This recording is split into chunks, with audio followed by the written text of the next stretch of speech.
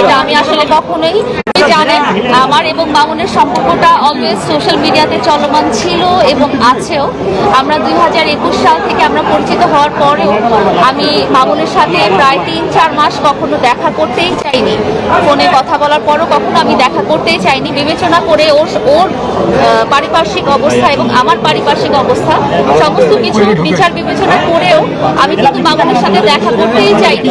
তার সাথে বন্ধুত্ব বা প্রেমের সম্পর্ক করা তো অনেক পরের ব্যাপার, কিন্তু প্রথম কথাতেই মামুন আমাকে তার পরিবারের সাথে পরিচয় করিয়ে দেয় এবং তার পরিবার আমার সাথে খুব আপন হওয়ার চেষ্টা করে এবং তার পরিবারের সম্মতিতেই আমরা কিন্তু একটা প্রেমের সম্পর্ক এবং পরবর্তীতে যে আমরা দুজন বৈবাহিক সম্পর্কিত হব এই জিনিসটা অ্যাসুরেন্স পাওয়ার পরেই কিন্তু আমি মামুনের সাথে দেখা করি। আপনাদেরকে অনেকবার মামুন বলেছে যে লায়লা আমার সাথে দেখা করতে চাইনি, আমি জোর করেছি দেখা করার জন্য, যেটা সত্যি, যেটা মামুন নিজেই বলেছে।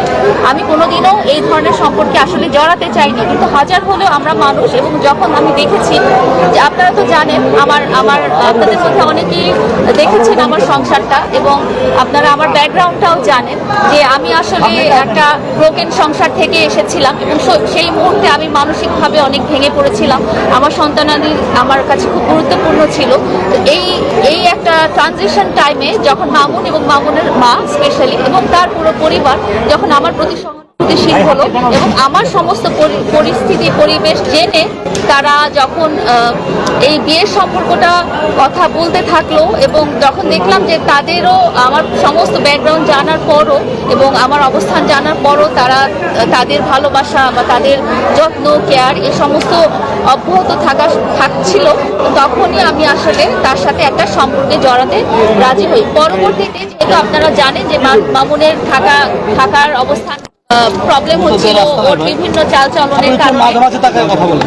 চালচলনের কারণে এবং নানা রকম তাদের সোসাইটির কারণে তারা যখন তাদের যখন নিজেদের কোনো বাসস্থান ছিল না, তখন তার মা এসে বলে যে ওর তো এই মুহূর্তে একটা ভালো থাকার জায়গা নেই, সো তোমরা দুজন এক কাজ করো, তুমি যেহেতু বাচ্চাদের সাথেই থাকো তো তুমি মামুনও এখানে থাকুক, তোমাদের তো বিয়ে শাদী ব্যাপারটা হচ্ছেই।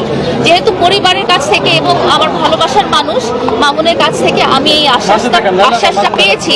সো এই আশ্বাসটা পাওয়ার পরও আরো যেটা হয়েছে যে মামুন এবং মামুনের মা স্পেশালি এবং মামুনের ভাই বোন বাবা সবাই আমার সন্তানদের প্রতি খুবই যত্নশীল ছিল এবং আমার ছোট বাচ্চাটার ব্যাপারে আপনারা হয়তো জানেন না, সে একটা স্পেশাল চাইল্ড, তার মধ্যে অনেক কমপ্লিকেসি আছে, সে অটিস্টিক বেবি এবং তার মধ্যে অটিজম আছে, ADHD আছে, স্লিপ ডিসঅর্ডার আছে।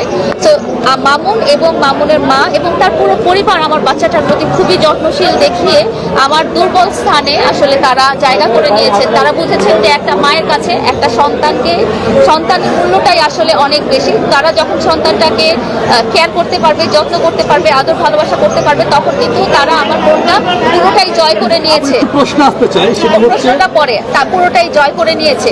তারপরে যখন আমরা একসাথে থাকা শুরু করি তো তখন আমি ওকে বলি যে আসলে এইভাবে আমরা একসাথে থাকতে পারি না, যদিও তোমার মা আমার বাসায় অবস্থান করছে তারপরে আমরা আসলে একসাথে থাকতে পারি না। তখন আমাকে উদাহরণ দেওয়া হয় যে মামুন যেহেতু একটা ভালো সোসাইটিতে চলে আসছে এবং